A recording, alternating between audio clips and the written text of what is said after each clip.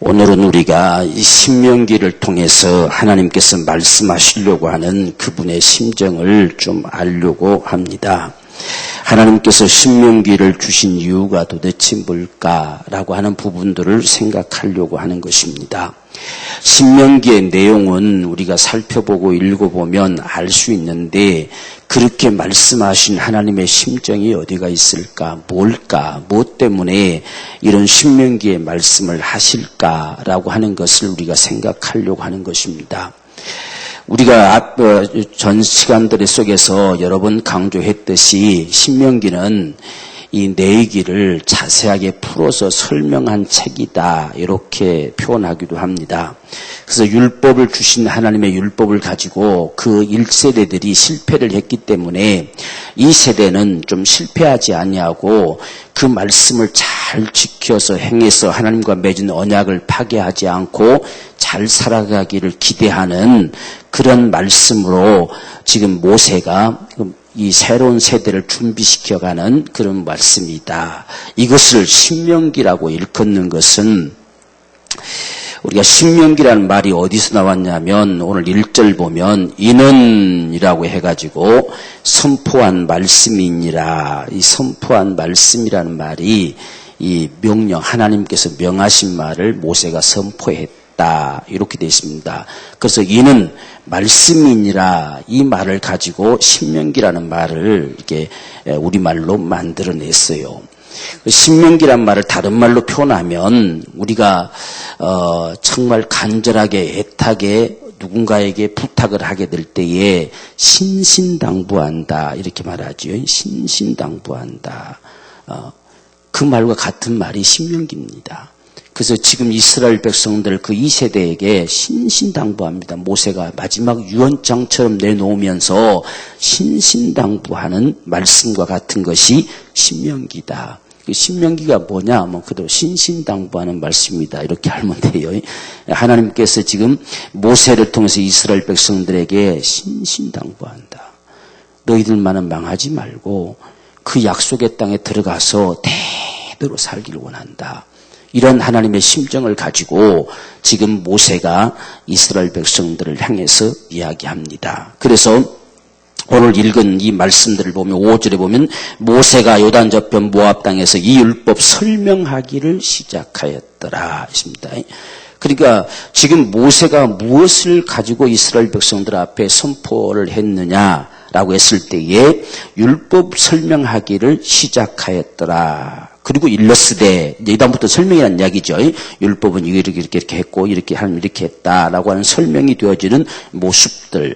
그래서 이 신명기를 우리가 흔히 표현할 때에 모세의 설교다, 마지막 설교다 이렇게 표현을 해요. 오늘날도 마찬가지로 설교라고 하는 것은 이렇게 하나님의 말씀을 선포한다 그래요. 말씀을 선포한다. 선포한다는 이야기가 뭐냐면 이 5절에 말씀하신 것처럼 이 말이 무슨 말씀인가 하는 것을 설명한다는 이야기예요. 설명하면서 결국은 그 백성들에게 신신당부하듯이 설득시키는 작업이 설교입니다. 설교는 하나님의 말씀을 가지고 그 말씀을 쫓아 살아갈 수 있도록 그래서 하나님께서 약속하신 그 역사를 가져올 수 있도록 신신당부하는 거예요. 그게 설교입니다. 그러니까 지금 내기에서 똑같이 율법을 가지고 하나님의 명령을 가지고 말씀했다고 하는데 내기와 신명기가 왜 다르냐? 신명기는 설교란 이야기예요. 신명기는 설명하는 거예요. 내기는 그냥 받아 기록하는 것과 같은 것이고 오늘날도 마찬가지로 우리가 설교를 한다 했을 때 이 성경에 있는 말씀을 가지고 설명하는 거지요. 이 말씀은 이런 말씀이었습니다. 이런 말씀은 바로 이것입니다. 왜 그렇게 설명하느냐? 바로 그 백성들로 하여금 하나님의 말씀을 바로 알아서 그 말씀 앞에 순종할 수 있는 그 마음들을 일으키려고 설득시키려고 그래서 하나님이 원하심 앞에 다 설 수 있도록 설득시키려고 바로 이 설교라고 하는 부분이 필요하다. 그래서 설교는 하나님의 말씀을 선포하는 것이지만 설득을 위한 선포다는 사실을 우리가 알아야 돼요. 그러니까 우리가 예를 들어서 설교하는 모든 말씀이 100% 하나님 말씀이다. 그렇게 말하는 게 아니에요. 성경 말씀이 하나님 말씀이고 하나님의 말씀을 가지고 설명하는 설명함으로 설득시키려고 하는 것이 설교다. 그래서 그 설교 속에서 들려지는 하나님의 소리, 하나님의 말씀, 우리에게 명령되어지는 말씀, 우리가 맺어오는 언약, 그것을 우리는 받아가지려고 하는 거예요. 오늘 우리가 나 시간에 이웃이 과연 누구냐? 누가 그의 이웃이 되겠느냐? 라고 하는 주님의 이 말씀이 도대체 뭐냐 하는 것을 설명하는 거잖아요. 이렇게 설명을 해서 주님이 요구하심 앞에 나를 응하게 하려고 우리를 설득시키는 거. 그게 바로 설교입니다. 설교는, 설교를 듣는 자는 그 설교의 말씀 앞에 설득당해야 돼요. 설득당하려고 하는 거예요. 그래서 우리가 설득당하는 표현이 아멘이라고 하는 거거든요. 그렇습니다. 맞습니다. 지금까지 우리가 어떤 생각을 가지고 있을지라도 그분이 말씀하신 앞에 그쵸, 맞습니다. 라고 받아들이는 거.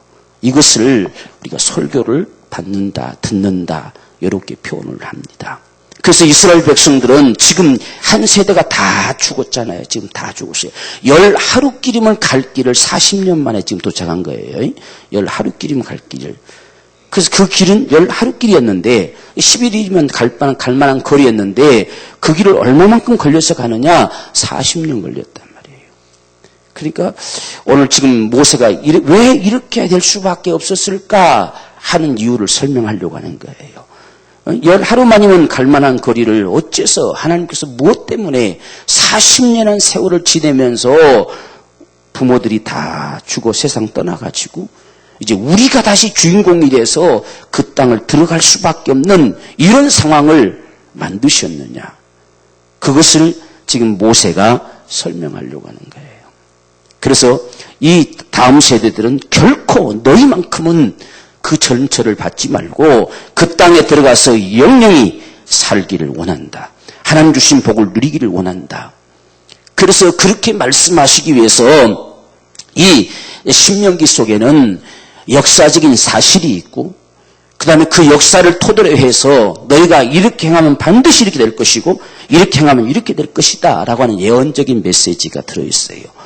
그래서 모세는 지금 이 광야에서가 아니고 반드시 저 땅에 들어가게 될 텐데 그 땅에 들어가서 너희가 이렇게 살면 이렇게 될 거고 이렇게 살면 이렇게 될 것이다 라고 하는 예언적인 메시지. 오늘날 우리도 설교가 현장에 있는 것이고 그 다음에 예언적인 메시지가 있는 거예요. 그래서 반드시 우리가 이렇게 하면 하나님 이렇게 하실 것이다 라고 하는 이런 예언적인 메시지가 담겨진 것이 설교지요. 그리고 이 설교 속에는 실제적인 것이 있죠. 실제 현장에서 이루어진 사실이 나타나고 있다는 사실입니다. 그래서 우리가 이 신명기는 이스라엘 백성들을 향해서 하나님께서 원하심의 그 말씀을 가지고 모세가 신신당부하는 소리다. 그 신신당부하는 소리를 외면하면 그는 망할 것이고 그 소리 앞에 귀를 기울여 그대로 순종해 나가면 그들은 살 것이다. 이것이 신명기를 주시는 하나님의 심정이에요. 전에는 율법을 주셨는데 내기를 주셨지만 이들은 별걸로 여겼어요. 별로 그렇게 귀하게 여기지를 않았어요. 그러니까 그 말씀을 받아가지고 있으면서도 그냥 자기 임의대로 하잖아요. 조금만 못마땅하면 원망하고 불평하고. 그런데 지금 모세가 그 다음 세대들을 향해서는 신신당부하는 거예요. 보았지 않냐? 40년 동안 내가 똑똑하게 지켜봤지 않느냐? 그분이 입으로 하신 말씀이 그대로 되어진 사실들을 지켜봤지 않느냐? 라고 하면서 신신당부하는 소리가 신명기다. 오늘 우리는 하나님이 신신당부하는 소리를 들을 수 있는 자가 되어야 됩니다. 그것이 우리가 사는 방법이다. 그래서 신명기 하면 하나님이 신신당부하는 소리. 잊어버리지 마세요. 신명기 하면 하나님이 신신당부하는 소리. 누구를 통해서? 모세를 통해서. 모세를 통해서 마지막 유언장처럼 내놓는 신신당부하는 소리. 제발 너희만큼은 실패하지 말고 너희만큼은 선조들처럼 되지 말고 그 약속의 땅 하나님 주시겠다고 하는 그 약속의 땅에 들어가서 자손 대대로가 하나님 주신 복을 누리며 살았으면 좋겠다. 제발 그렇게 해라. 나도 못 들어간다. 나도 자신도 못 들어갈 이유를 밝히죠. 나도 이래서 못 들어간다. 그러나 너희는 들어갈 건데 그 땅에 들어가서 제발 망하지 말고 좀 잘 살아라 라고 하는 신신당부하는 이야기가 신명기다 라고 하는 것을 꼭 기억합시다. 그러니까 구약에 있어서는 우리가 내기만 알고 끝나면 안 되고 이 신명기를 반드시 알아야 내기를 바로 이해하는 거예요.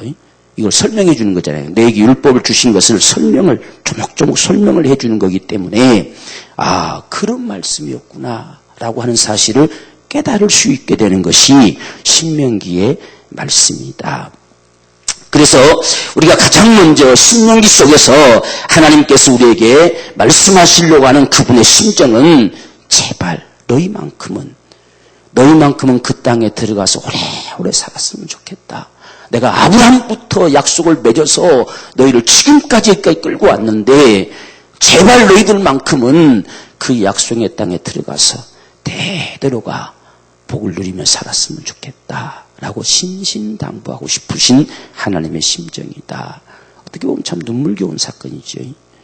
하나님께서 우리에게 참 그 백성들이 40년 동안 그 가나안 땅에 들여보내려고 끌고 나왔는데 하나도 못 들어가고 다 죽임을 당하는 그 모습을 지켜봤을 때에 하나님 마음도 아파요.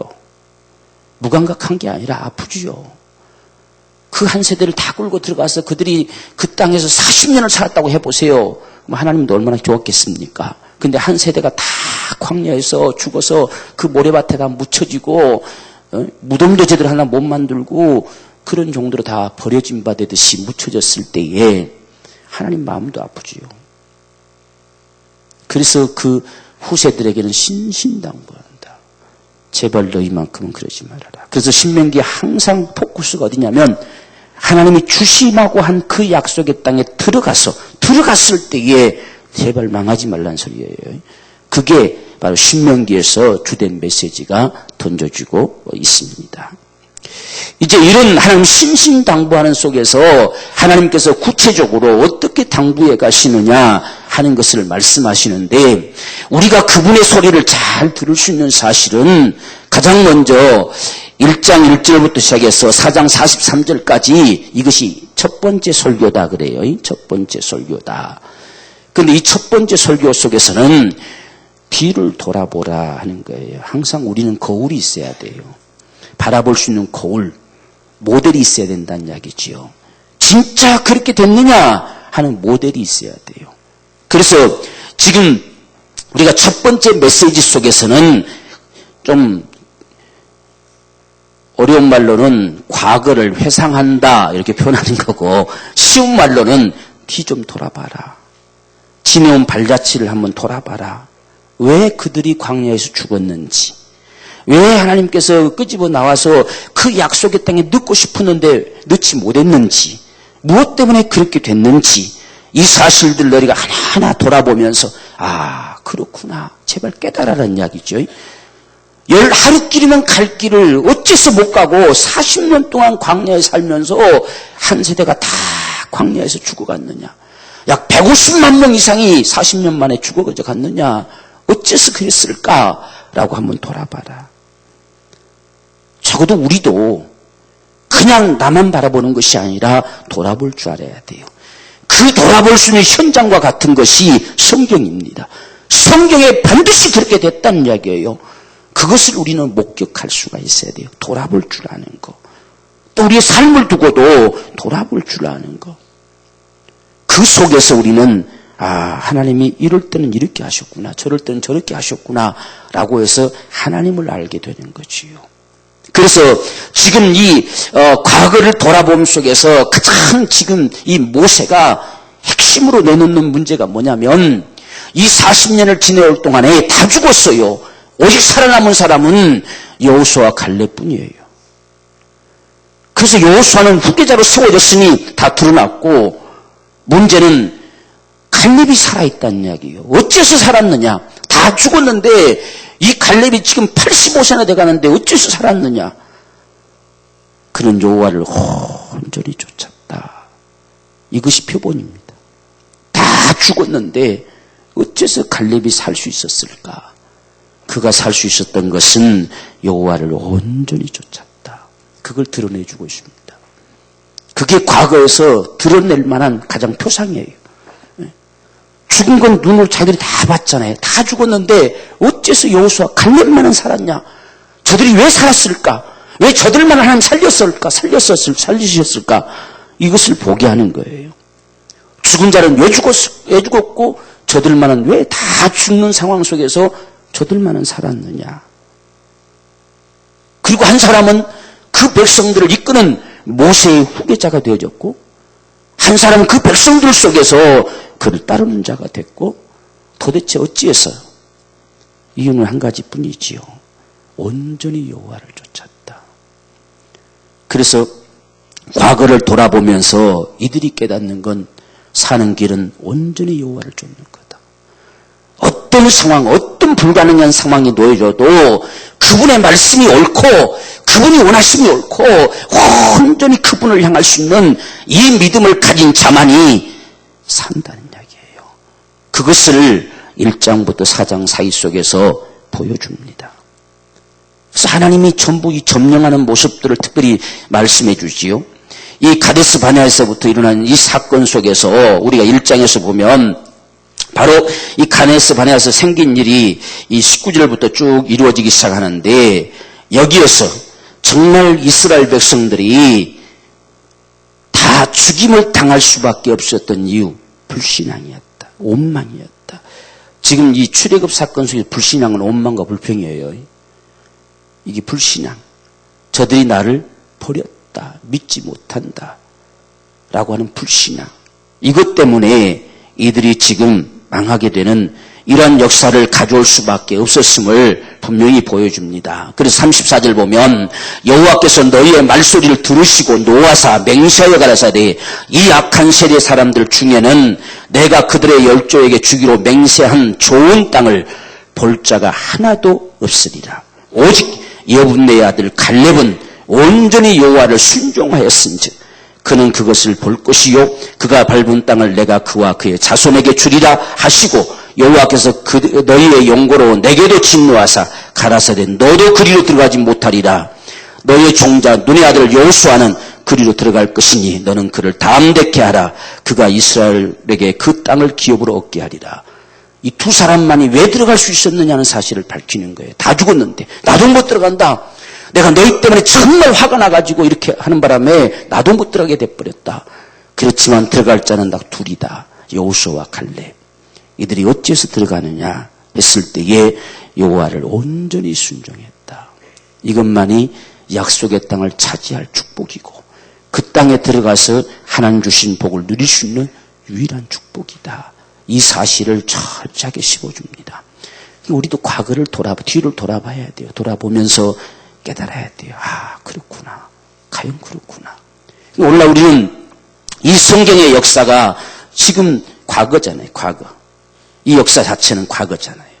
근데 이 속에서 우리가 항상 모든 설교는 이 과거를 돌아보잖아요. 그죠?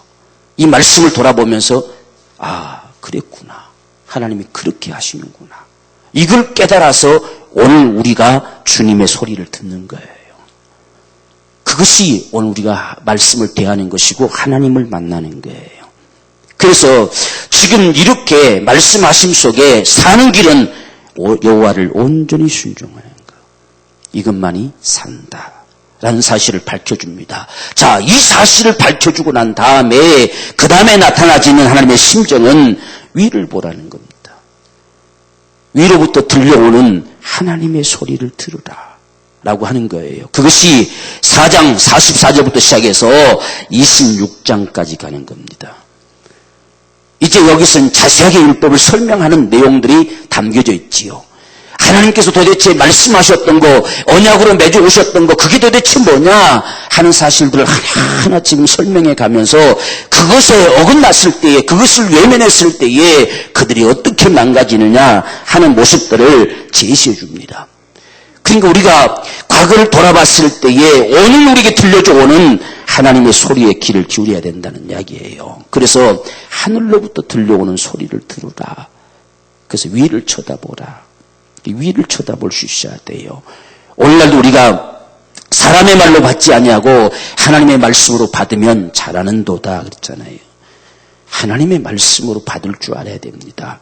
그래서 지금 모세가 이제 위를 쳐다보게 하시면서 위로부터 들려져 오는 하나님의 말씀, 경고와 공고와 또한 그것을 겸해서 율법은 이렇다.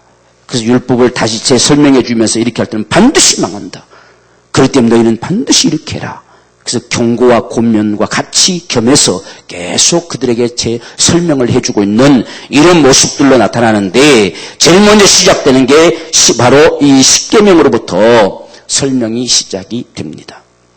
이스라엘 백성들에게 율법의 시작으로 준 것이 십계명이죠. 그래서 출애굽기에서는 십계명에 대해서부터 기록하고 율법의 자세한 내용은 내기 속에 담아놓고 있는 것입니다. 십계명에서 하나하나 조목조목 말하면서 이 십계명이 과연 뭘까 하는 사실들을 밝혀주는데요. 우리가 이 44절 보면 모세가 이스라엘 자손에게 선포한 율법이 이러하니라. 그래서 이제 새롭게 앞에는 과거를 돌아보게 했고 이제 선포한 율법이 이러하니라 하면서 하나하나 이 말씀에 가고 있습니다. 그렇게 해서 5장에 이제 보면 모세가 온 이스라엘을 불러 그들에게 이르되 이스라엘아 오늘 내가 너희 귀에 말하는 규례와 법도를 듣고 그것을 배우며 지켜 행하라. 자세히 좀 듣고 이것이 무엇인가 하는 사실들을 알고 그대로 지켜서 행해가라. 그래서 오늘 우리는 말씀을 들을 때 항상 위로부터 들려져 오는 소리임을 들을 수 있어야 됩니다. 위로부터 지금 내게로 들려져 오는 소리. 그래서 지금 모세가 자기가 지금 이야기를 하지만 오늘 내가 너희 귀에 말하는 규례와 법도 규례와 법도는 하나님께서 하시는 말씀이었지요. 이것을 가지고 너희가 배우고 그것을 듣고 그것을 배우고 그 다음에 그것을 지켜서 행해라. 이렇게 말씀하시면서 십계명에 대해서 말씀합니다. 이 십계명이 과연 뭐냐 하는 사실들을 밝혀주는데요. 하나님께서 우리에게 맺어오신 언약이다. 2절 보면 우리 하나님 여호와께서 호렙산에서 우리와 언약을 세우셨나니 이 언약으로 등장을 시킵니다. 이것이 언약이다. 이걸 어기면 언약을 파괴하는 것이고 이것을 외면하면 하나님을 외면하는 것이고 그래서 하나님의 언약으로 내세우면서 십계명에 대해서 7절부터 말씀합니다. 나 외에는 위하는 신들을 네게 있게 말지니라. 너는 자기를 위하여 새긴 우상을 만들지 말고 위로 하늘에 있는 것이나 아래로 땅에 있는 것이나 땅 밑에 물속에 있는 것에 아무 형상이든지 만들지 말라. 그래서 십계명을 다시금 조목조목 자세하게 이렇게 명해주는 모습들을 우리가 볼 수가 있습니다. 이 십계명을 말하고 6장에서는 이제 이것을 종합적으로 한마디로 말하면 뭘 말할 수 있느냐라고 해서 하나님을 사랑하고 이웃을 내 몸과 같이 사랑하라 이렇게 밝혀주고 있습니다. 그래서 우리가 6장 4절 보면 이스라엘아 들으라 우리 하나님 여호와는 오직 하나님 여호와이시니 너는 마음을 다하고 성품을 다하고 힘을 다하여 내 하나님 여호와를 사랑하라. 오늘날 내가 네게 명하는 이 말씀을 너는 마음에 새기고 너의 자녀에게 부지런히 가르치며 집에 앉았을 때든지 길에 행할 때든지 누웠을 때든지 일어날 때든지 이 말씀을 강론할 것이며 너는 또 그것을 내 손목에 메어 기호를 삼으며 내 미간에 붙여 표를 삼고 또 내 집 문설주와 바깥문에 기록할지니라. 이 율법이 뭐냐 하는 것은 마음을 다하고 성품을 다하고 힘을 다해서 주 너희 하나님을 사랑하라는 것이다.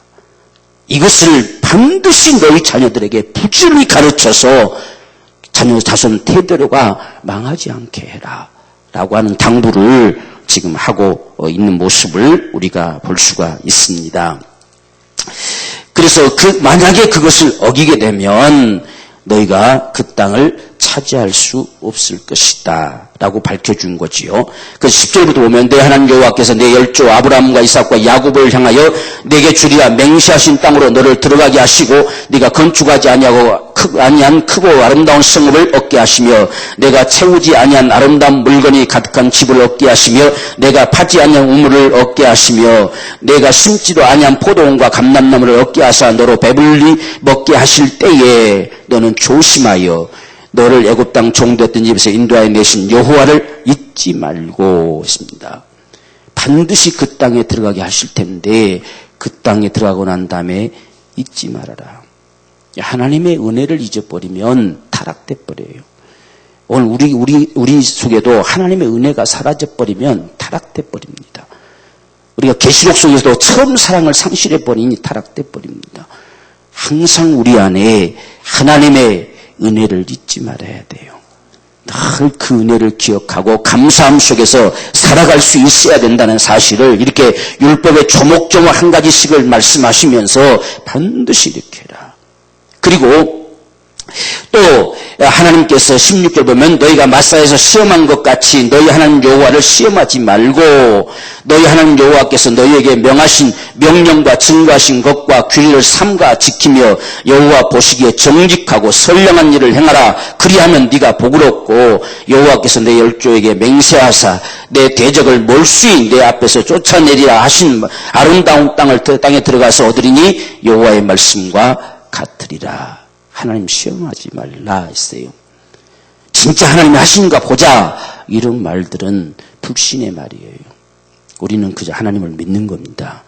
그분이 하실 것을 믿는 것이고 그분이 역사하실 것을 믿는 것이고 그분이 들어가게 하셨다고 하면 들어가게 될 줄로 믿는 거예요. 그것이 되어져야지 하나님을 시험하면 안 된다라고 말씀합니다. 자, 이렇게 해서 정말 하나님을 온 마음을 다해서 사랑하라. 우리가 1장에서 보았듯이 갈렙이 그렇게 사랑했다. 그만 살았다. 너희도 그같이 사랑해라. 이것이 하나님께서 우리에게 맺어오신 언약이다. 이걸 너희 자손 대대로 부지런히 가르쳐서 자손들이 망하지 않게 해라. 이렇게 부탁을 하는 거예요. 그래서 이것을 흔히 이제 우리가 쉐마다 이렇게 이야기하죠. 이 율법을 가지고 자손들에게 교훈한다, 가르친다. 그래서 세마 교육 이런 말을 하게 됩니다. 율법 자체는 토라라고 하지요. 그것을 자손들에게 부지런히 가르치라 했을 때 세마 그런 거예요.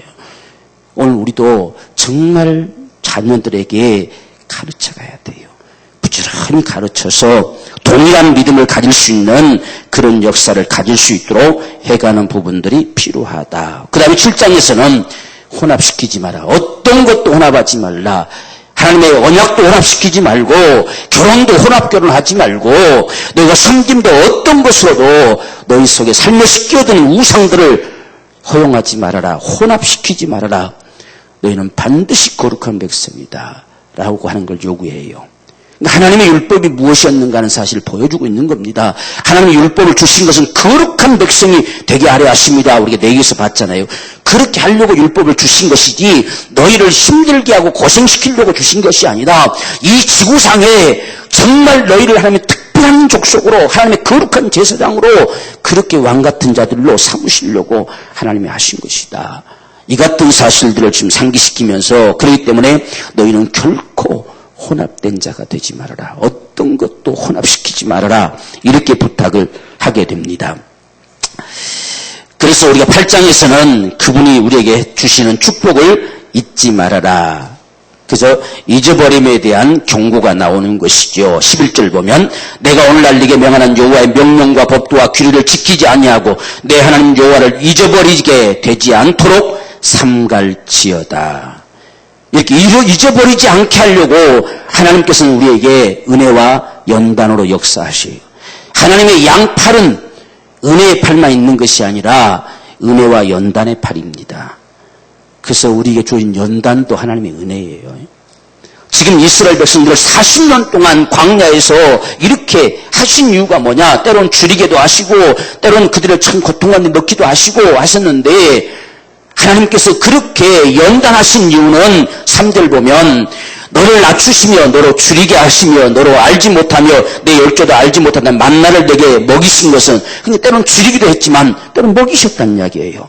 그래서 하나님의 양팔은 연단과 은혜의 팔이다 하는 것을 늘 기억해야 돼요.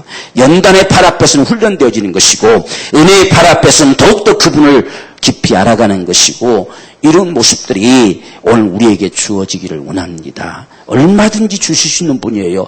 주실 수 있는 분이 안 주실 때는 우리를 연단하는 거지요. 훈련하는 겁니다. 왜 이런 훈련이 필요하냐라고 하는 것. 지금 이렇게 연단해 가시면서도 40년 동안 결코 의복이 허지지 아니하였고 내 발이 부럽지 아니하였느니라 이렇게 말해요. 왜 그렇게 했느냐? 너는 사람이 그 아들을 징계함 같이 내 하나님 여호와께서 너를 징계하신 줄 마음에 생각하고 내 하나님 여호와의 명령을 지켜 그 도를 행하며 그를 경외할지니라. 자기 자식을 사랑하듯이 자식을 양육하듯이 하나님이 그렇게 했단 말이에요.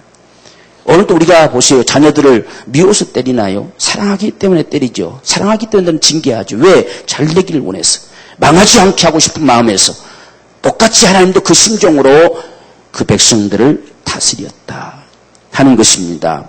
그래서 그들로 하여금 결코 망하지 않게 하고 싶은 간절한 소망인데 지금 14절에 두렵건대 내 마음이 교만하여 내 하나님 여호와를 잊어버릴까 하노라.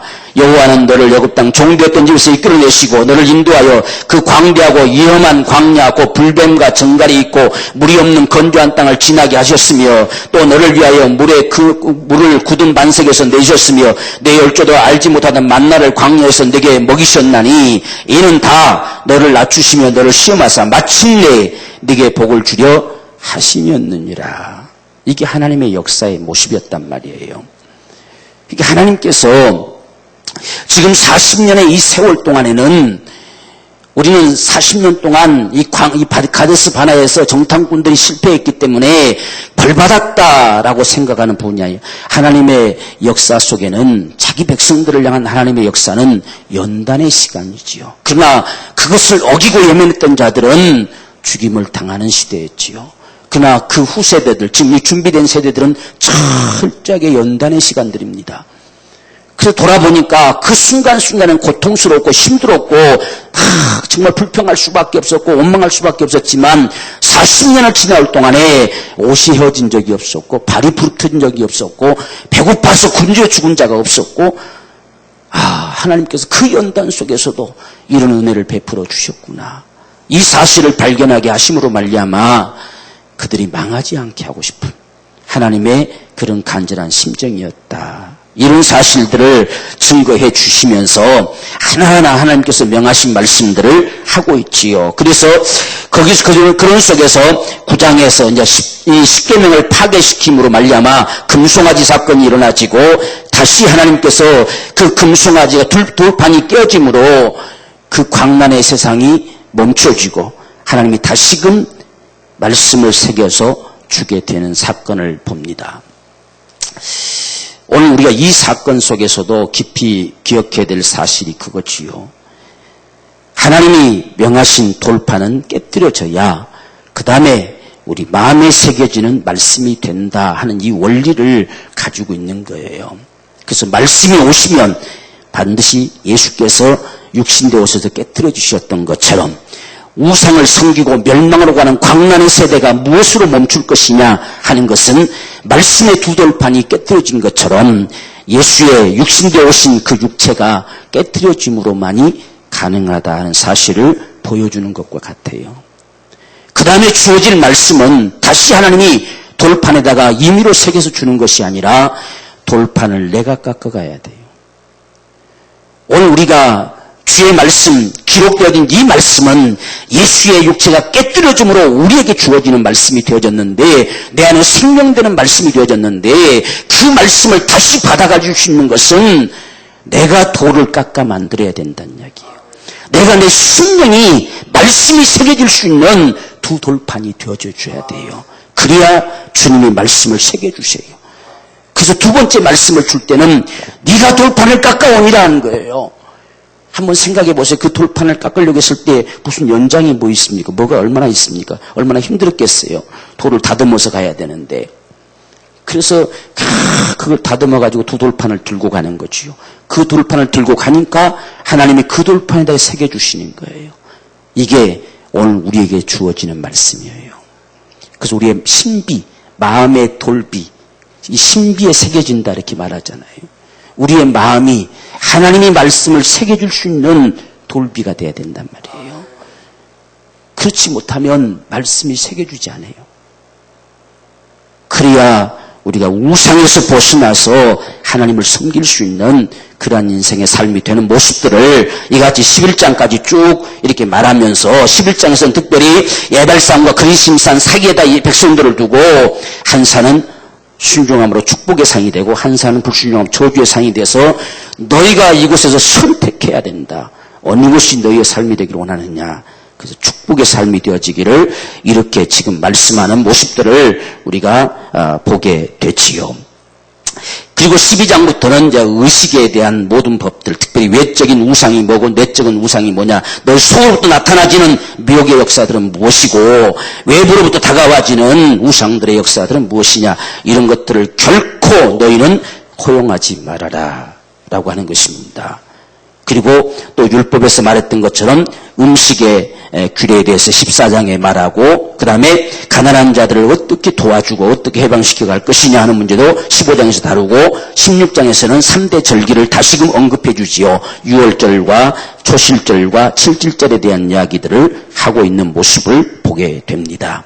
자, 이렇게 해서 정말 하나님과 관계성 속에 놓여지는 이 삶을 하나하나 조목조목 회복시킵니다. 하늘로부터 들려오는 소리가 무슨 소리냐를 좀 알게 하는 거예요. 하나님께서 무엇 때문에 그렇게 말씀하셨느냐, 이 소리를 듣게 하고 싶은 것이 모세의 마음이지요. 오늘 우리도 하나님 말씀을 들을 때에 하나님께서 왜 그렇게 말씀하셨을까, 그분의 심정을 아는 자가 되어져야 돼요.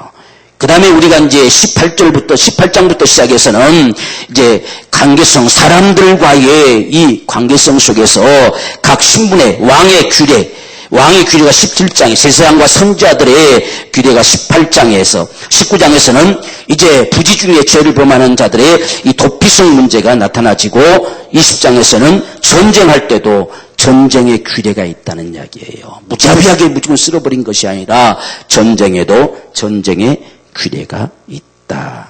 그래서 이 전쟁의 규례 속에서 이 기브온 족속들이 이것을 잽싸게 알아차려서 이걸 사용했잖아요.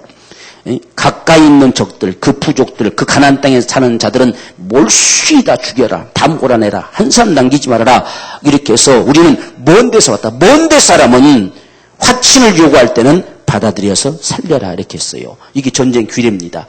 이 기브온 사람들이 아마 이 이스라엘 백성들이 움직일 때 뒤따라다니면서 엿들었던 것 같아. 이게. 그러니까 그걸 알았지. 그렇지 않으면 알지 못했겠잖아요. 그래서 잽싸게 그걸 대미니까 여호수아가 하나님께서 말씀한 대로 저들 보니까 저들 먼 데서 왔구나. 먼 데서 미리 손 내미니까 그래 와라. 받아준 거예요.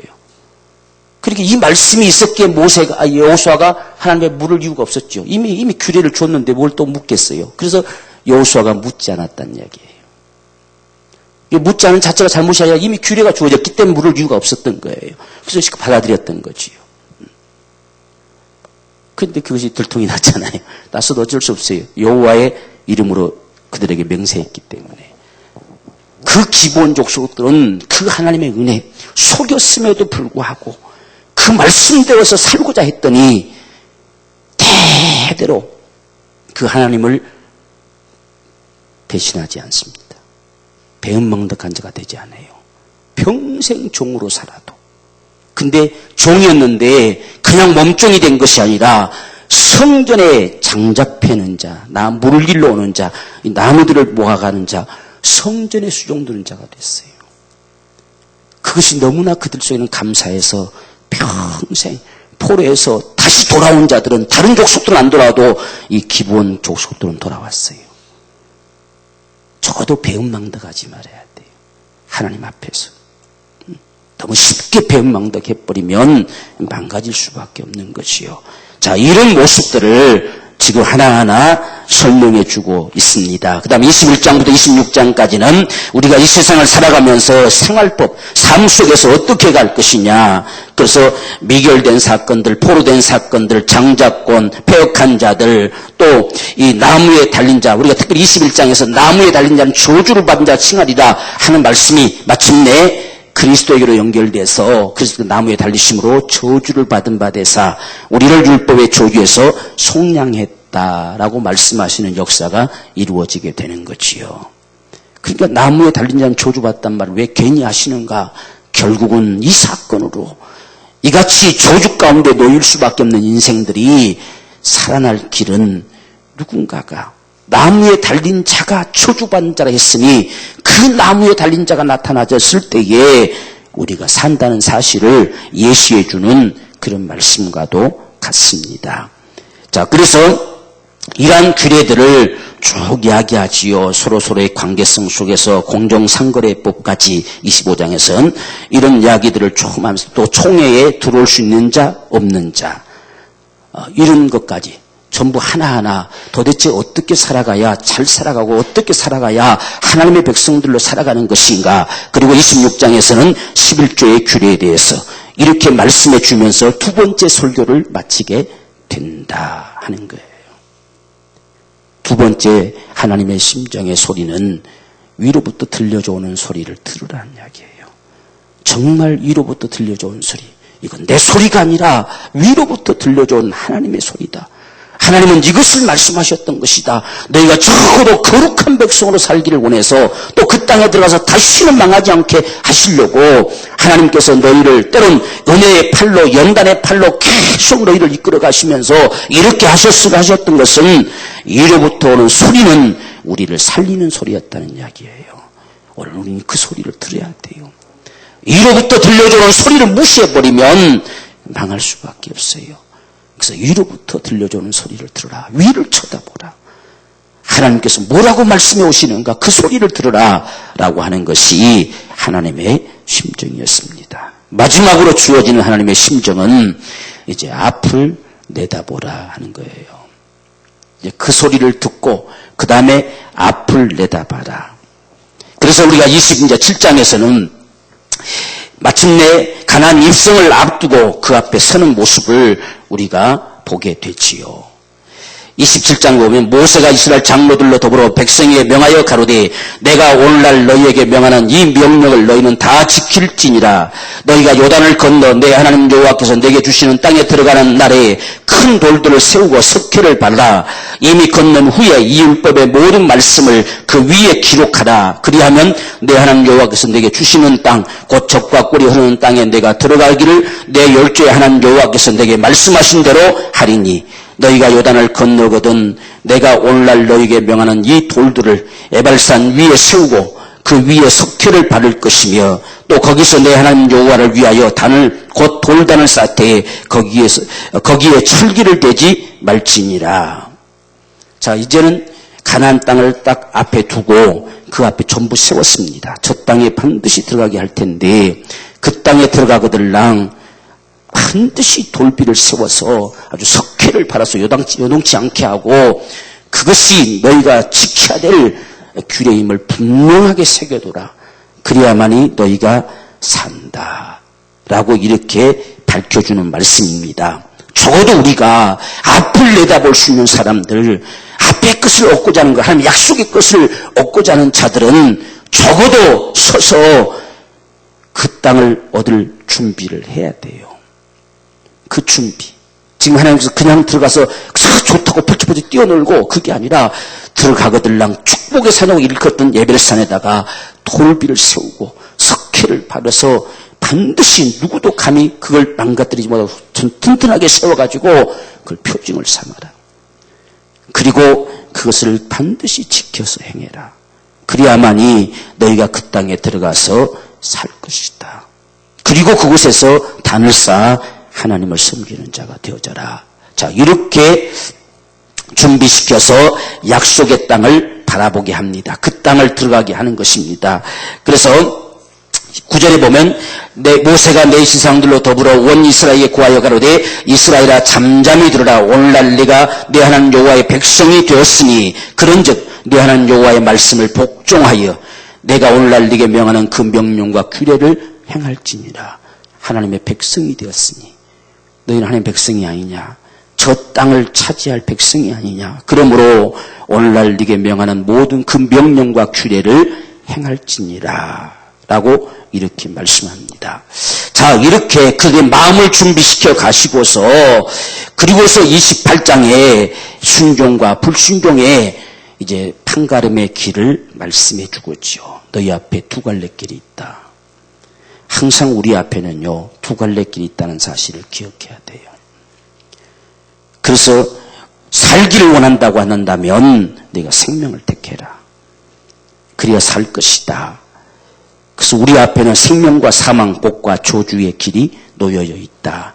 그 길의 선택은 순종과 불순종이다 하는 사실을 밝혀주고 있습니다. 그래서 28장에 내가 내 하나님 여호와의 말씀을 삼가 듣고 내가 오늘날 네게 명하는 그 모든 명령을 지켜 행하면 내 하나님 여호와께서 너를 세계 모든 민족 위에 뛰어나게 하실 것이라. 내가 내 하나님 여호와의 말씀을 순종하면 이 모든 복이 네게 임하며 네게 미칠 것이다 라고 말했어요. 지금까지 앞에서 이야기했던 하나님과 맺은 언약의 말씀들 그대로 행하면 반드시 너희가 복을 받을 것이다. 우리가 27장 26절 마지막 이 결론적으로 말씀한 모습들 속에서도 보면 이 율법의 모든 말씀을 실행치 아니하는 자는 저주를 받을 것이라 할 것이요 모든 백성은 아멘 할지니라 그랬어요. 지키지 않으면 반드시 죽인다. 그렇게 하시면서 결론적으로 28장에서 순종과 불순종의 모습을 이야기하고 있지요. 15절에서는 28장 15절에 내가 만일 내 하나님 여호와의 말씀을 순종하지 아니하여 내가 오늘날 네게 명하는 그 모든 명령과 규례를 지키지 아니하면 이 모든 저주가 네게 임하고 네게 미칠 것이다. 이 두 갈래 길이 우리 앞에 있다는 이야기예요. 그래서 그 백성들로 하여금 너희가 사는 길은 오직 갈렙과 같이 온전히 여호와를 순종하는 것이다.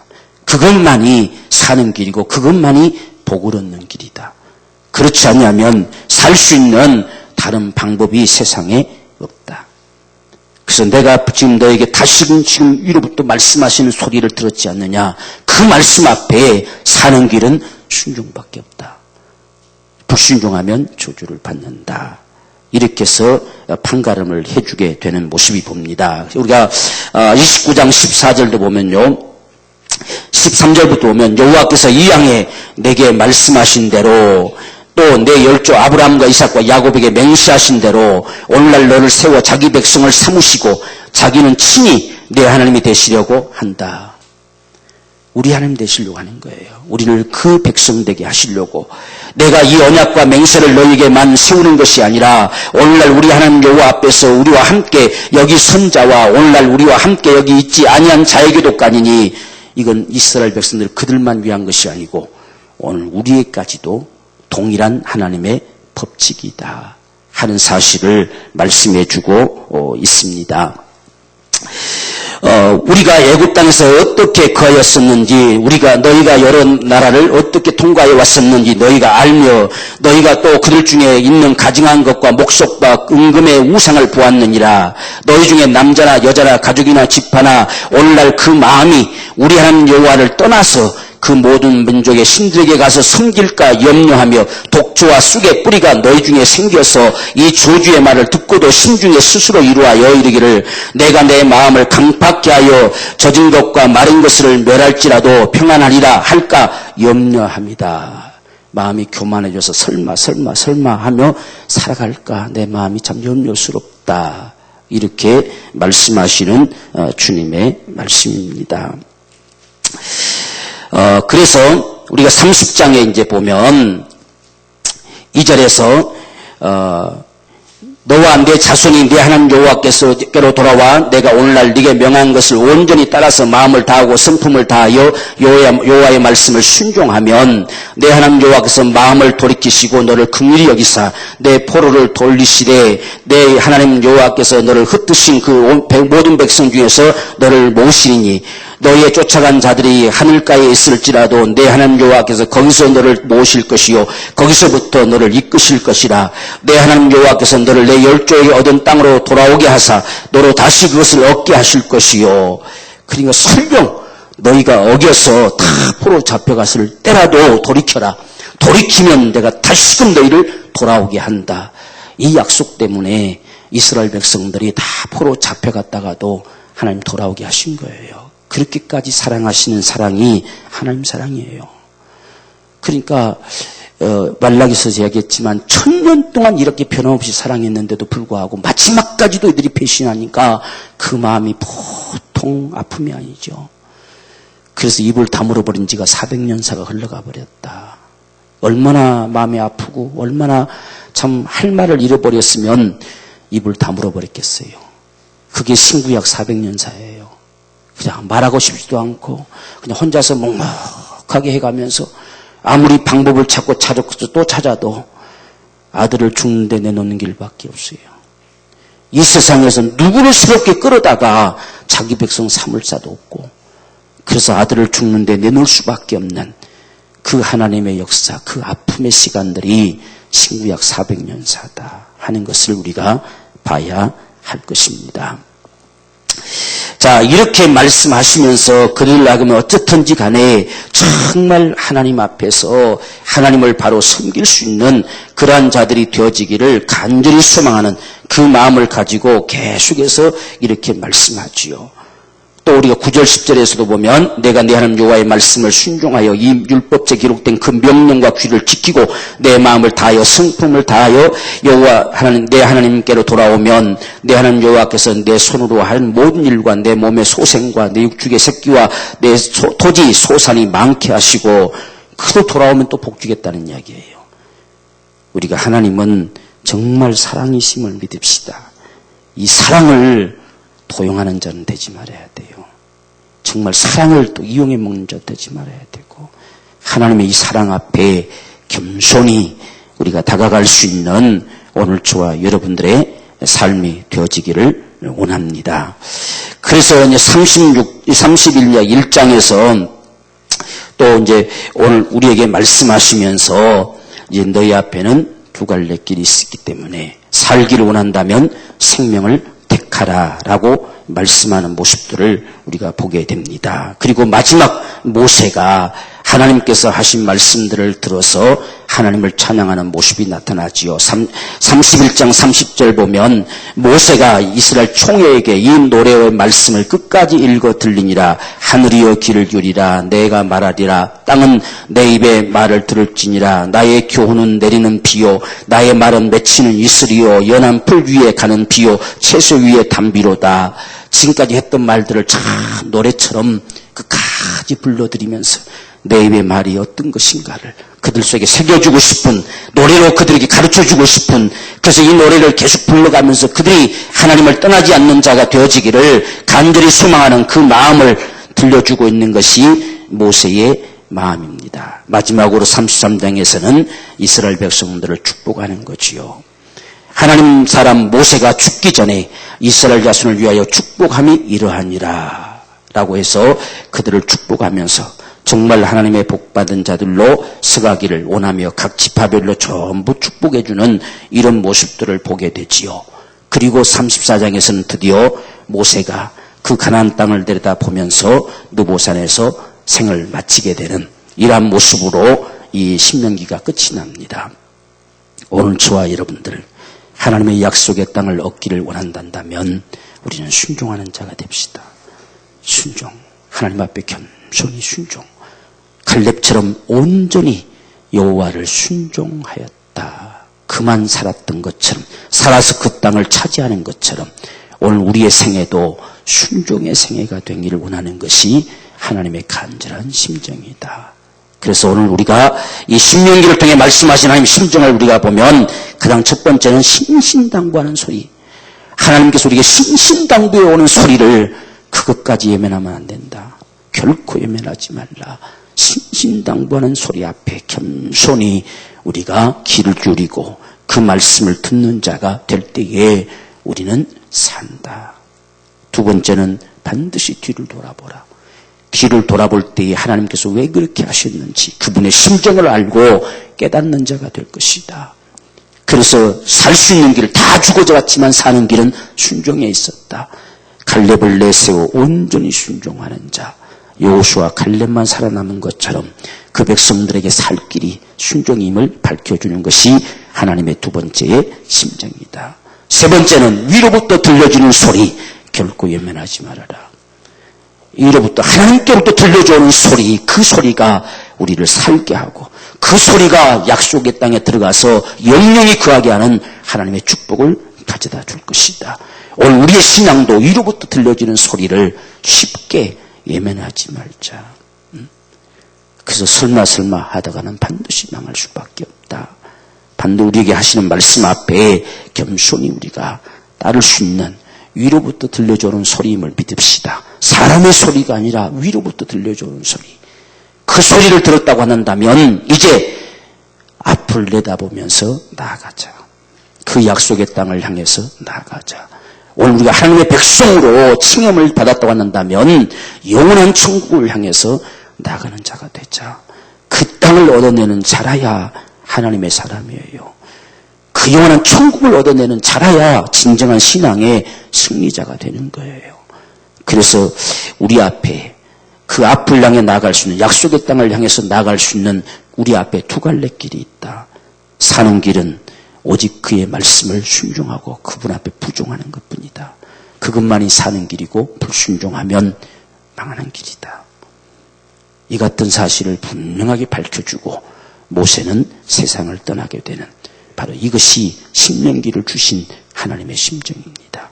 오늘도 우리는 이 신명기의 소리에 정말 우리가 귀를 기울이면서 우리 생애 속에서도 이 후세대들이 승리하고 들어갔던 것처럼 우리 삶도 승리하고 약속의 땅에 들어갈 수 있는 복된 삶이 되기를 주님으로 축원합니다. 우리 이런 간절한 심정으로 우리 기도하십시다. 하나님의 심정이 늘 우리 안에 살아 역사되어서 오늘 신명기처럼 신신당부에 오시는 주의 말씀 앞에 겸손히 다가갈 수 있는 우리의 삶이 되게 하여 주옵소서. 주의 말씀이 결코 우리에게 소홀히 되지 않고 참으로 소중한 주의 성령의 말씀으로 들을 수 있는 귀를 열어 주옵소서. 우리 간절한 심정으로 함께 기도하겠습니다. 주여, 살아계신 아버지여, 주님의 은혜를 감사합니다. 주의 성령과 능력을 베푸시고 하나님의 거룩하신 은총으로 주님이 복을 내려 주옵시기를 간절히 원하고 쓰나오니 내 사랑하신 우리 하나님 아버지, 오늘 신명기를 통해서 하나님 주신 언약의 말씀을 다시금 신신당부에 오시는 주님의 심정을 듣게 하심을 감사합니다. 오늘도 우리에게 매 순간순간들마다 이러한 심정으로 말씀해 오시고 이러한 심정으로 다가와 주시고 정말 이런 심정으로 우리 가운데 사랑을 쏟아내시는 하나님을 주여 발견하게 하심을 감사합니다. 오늘 우리 생애 가운데서 날마다 하나님의 심정을 알므로 우리의 마음이 온전히 하나님께로 향하일 수 있는 복된 생애의 삶이 될 수 있도록 주여 은혜 베풀어 주시옵시기를 원하옵고서 나오니 성령님 도와주시옵소서. 하나님의 거룩하신 은총으로 주님이 함께해 주옵시기를 원합니다.